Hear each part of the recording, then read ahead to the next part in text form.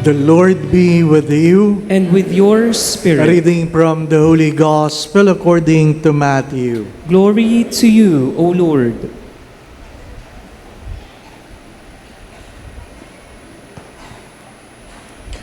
Jesus again in reply spoke to the chief priests and the elders of the people in parable, saying, "The kingdom of heaven may be likened to a king who gave a wedding feast for his son. He dispatched his servants to summon and invited guests to the feast, but they refused to come. A second time he sent other servants, saying, 'Tell those invited, behold, I have prepared my banquet. My calves, fattened cattle are killed, and everything is ready. Come to the feast.' Some ignored the invitation and went away. One to his farm, another to his business.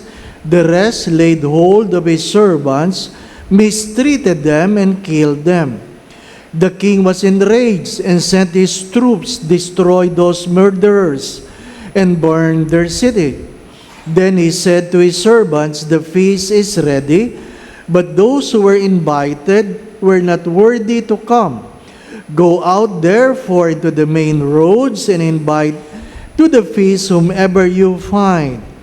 The servants went out into the streets and gathered all they found, bad and good alike, and the hall was filled with guests. But when the king came to meet the guests, he saw a man there not dressed in a wedding garment. The king said to him, 'My friend, how is it that you came in here without a wedding garment?' But he was reduced to silence. Then the king said to his attendants, 'Bind his hands and feet and cast him into the darkness outside, where there will be wailing and grinding of teeth. Many are invited, but few are chosen.'"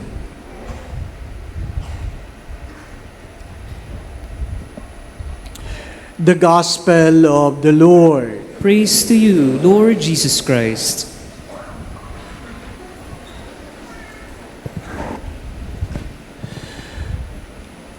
The second reading reminds me of one of my prayers, being able to experience hunger and abundance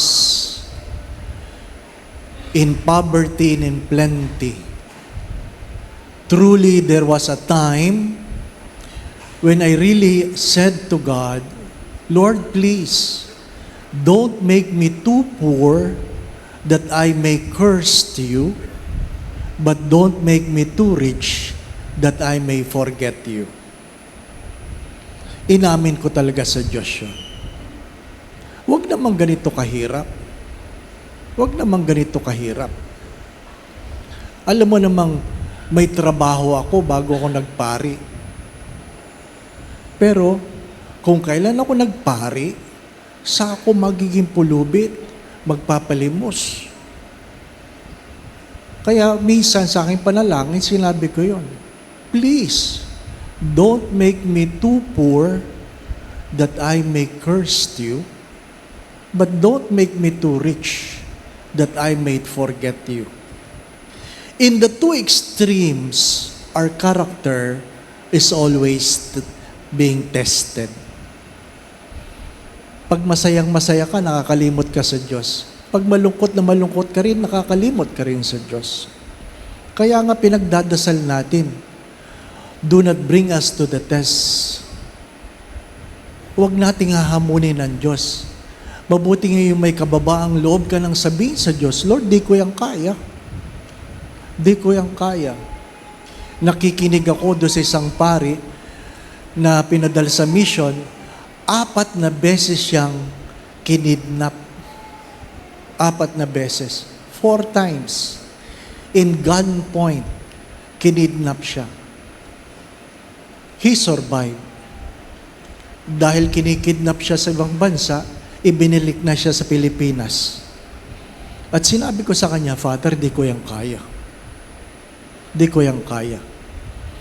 Pero kung naalala po ninyo, in the last papal visit, when we told the Holy Father, Father, the threat on your life is imminent.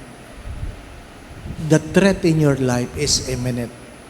I was the one in charge of the papal Pope's Mobile, and the PSG and all the security would say, you have to convince the Holy Father that we will make a Pope's Mobile that is bulletproof.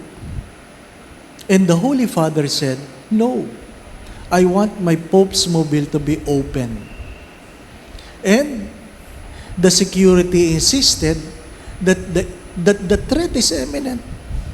You know, the Holy Father was humble enough to say, God knows I'm not good in suffering. I pray that it happen, God will make it quick. Kung ang Santo Papa sinabi yun, ako pa, di ba ano? Lord, sana naman, kung mangyayari yun, bilisan lang, di po ba ano? Sapagkat hindi natin alam. Mabilis kasi maghusga kapag hindi ikaw ang nasa kalalagayan. Mga minamahal na mga kapatid, but what made me sustain through the years? As the second reading says, all things work for good on those who love the Lord. I guess God has given me the grace to love Him more than I love the comfort for myself. Anticipating what is in the first reading, that someday all of us will eat together. All of us will be in a feast, not because we are hungry. We will eat together because we will celebrate. Someday we will eat together. Regardless kung may diabetes ka o wala, hypertension ka lahat, eat all you can. That day will come. A good friend of mine, sa dinami-dami ng pagkaing allergic siya, ice cream. Sa dinami-dami. Ha? Every time he eats ice cream, he's being choked. Sabi ko, sa dinami-dami naman, maghanap tayo ng ampalaya flavor. Baka pwede sa iyo, di ba? Sabi niya, but I look forward someday that in heaven I will eat all the ice cream I can and I will not be afraid. My dear friends, my brothers and sisters, for those who are faithful, not successful, for those who are faithful, the feast will come. The challenge is to be faithful. The challenge is to be faithful. Someday we will dine together to celebrate. You have to understand this, that in the gospel, there were people who failed to come for their own reasons. Kung inyo po itong napansin, yung matatanda, yung mas matatanda, ano po? Mas matatanda sa akin. Ha? Ano ibig sabihin nun? If you have listened to the former Eucharistic prayer, the prayer was that all may be saved. That all. The church believed that all will be saved, or the salvation of all. If you listen to the prayer now, hindi na ginamit yung all. Ang ginamit na salita ay many. Many. Because the church is accepted that not all will be saved. Not because God will deprive them of salvation. It is because they failed to yield to the invitation. Walang pinipilit ang Diyos. Kung ayaw mo dumating, di wag. Di ba? Kawalan ba sa Diyos? Pag ikaw ba hindi nagsimba, mababawasan ba ang pagka-Diyos ng Diyos? Hindi. Pag ikaw ba'y nagkasala, mababawasan ba ang kabanalan ng Diyos? Hindi. Mga minamahal na mga kapatid, ang pag-aanyaya ng Diyos ay para sa atin, hindi para sa kanya. The grace to be invited is for us. But there are, and there will be people who will refuse to come. Lahat ng mga tao sa kalye, isipin mo, nasa kalye. Sino yung wala sa kalye? Diba?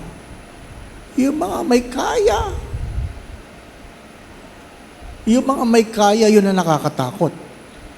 Dahil ba may kaya ka, tinanggihan mo ang imbitasyon ng Diyos? Yun ang nakakatakot, hindi po ba? Ano?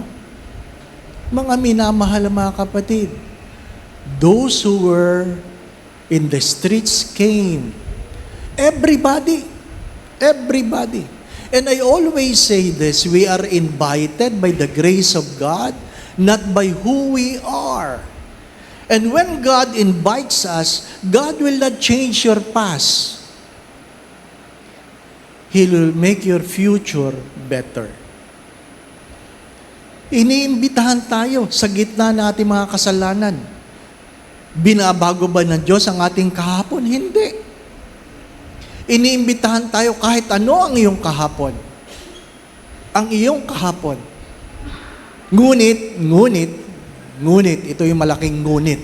Pero, pag naimbitahan ka, magbihis ka. Magbihis ka.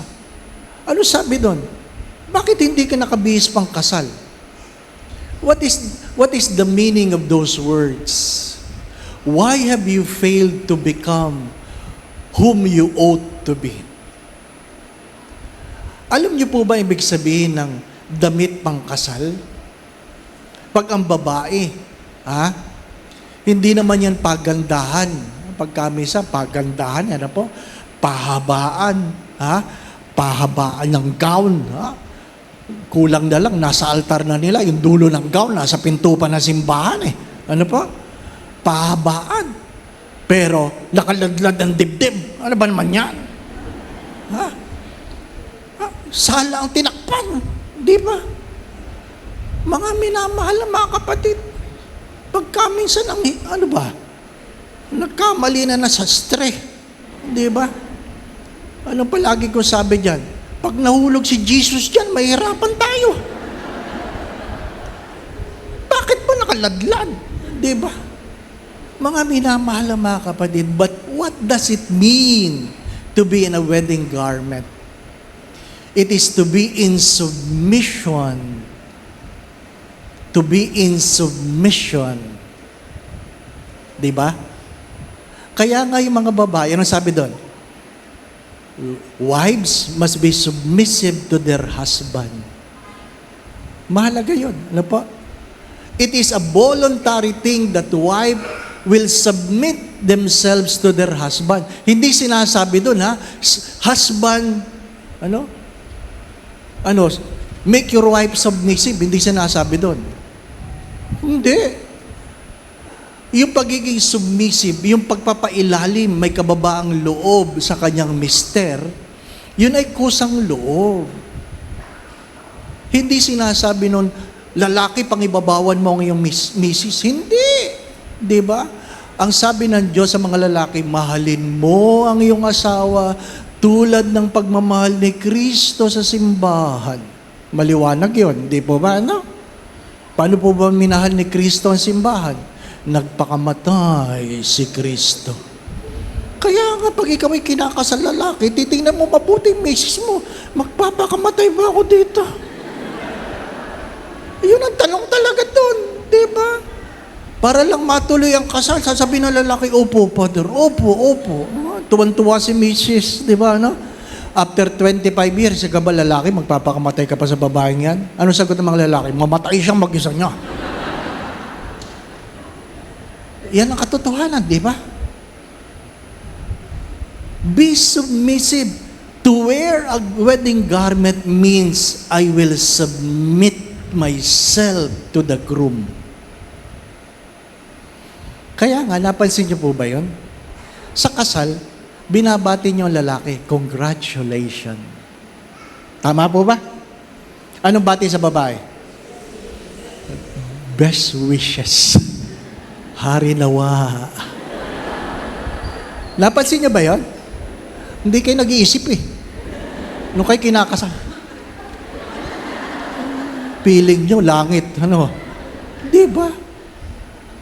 Yun ang ibig sabihin. You have failed to wear your wedding garment.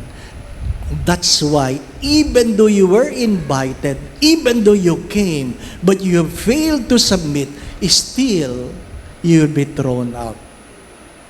If you fail to believe, you will be thrown out. Kaya nga mga minamahal, mga kapatid, ang Santa Misa ay pang-araw-araw na imbitasyon ng Diyos. Pang-araw-araw na nagtatanong sa atin, am I becoming the person I ought to be? Have I become more submissive, more faithful, more loving in spite of? Tanggap ng Diyos, hindi madaling sumunod sa Kanya. Nagalit ba ang Diyos na sinabi kong, please don't make me too poor that I may curse you? Hindi nagalit ang Diyos. Tanggap ng Diyos ang aking kahinaan. Don't make me too rich that I may forget you. Tanggap ng Diyos ang aking kahinaan. Tanggap ng Diyos ang ating pagkatao. Ang mahalaga, tanggap ba natin ang Diyos? Di po ba? Tanggap ng Diyos ang ating pagkatao? Tanggap ba natin ang Diyos sa Kanyang pagka-Diyos? It's good to ask ourselves, what areas in my life that I have failed to submit to God?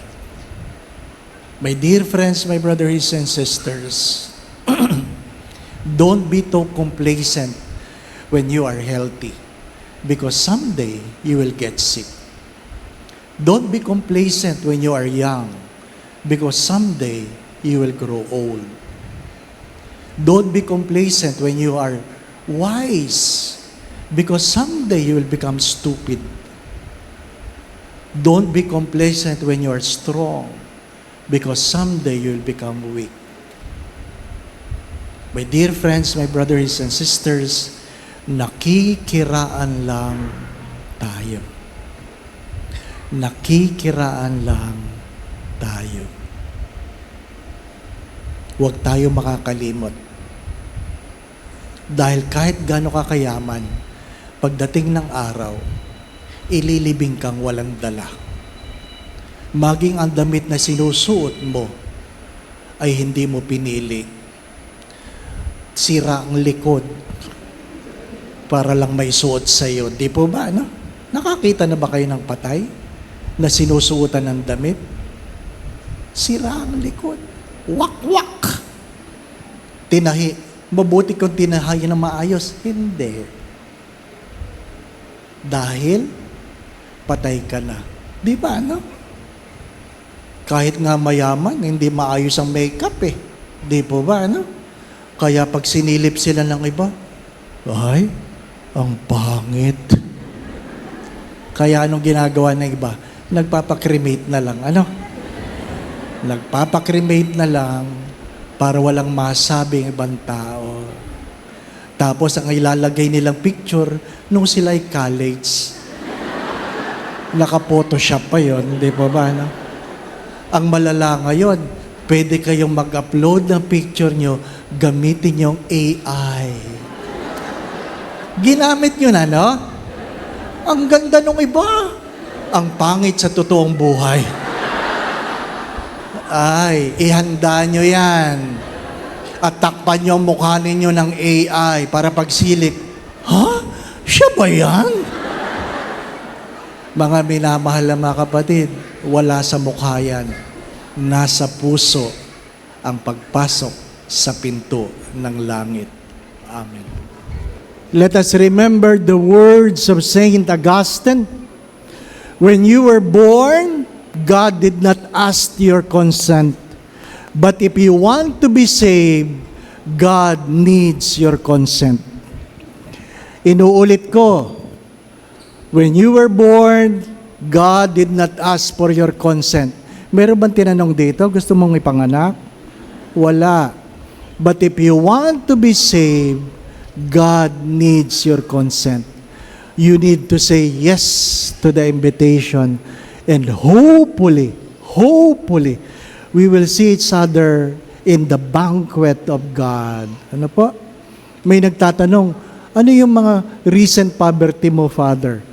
Hindi na ako nahihiyang magsabing, palpak ng memory ko. Ano po? Uminom nga ako ngayon ng gamot sa utak eh. Ha? Nanghingi ako ng vitamin sa doktor. Ano po? Tapos sabi kanina ng bata, Father, do you remember me? Tinitingnan ko siya. Father, do you remember me? Tinignan ko ulit. Sabay, no. Ay, nako, ang hirap. Ano po? But someday we will remember you. Someday I will remember you. Because everything that is good will come back. The Lord be with you. And with your spirit. And may Almighty God bless you and your family, the Father, the Son, and the Holy Spirit. Amen. We now go in peace to love and serve the Lord. Thanks be to God.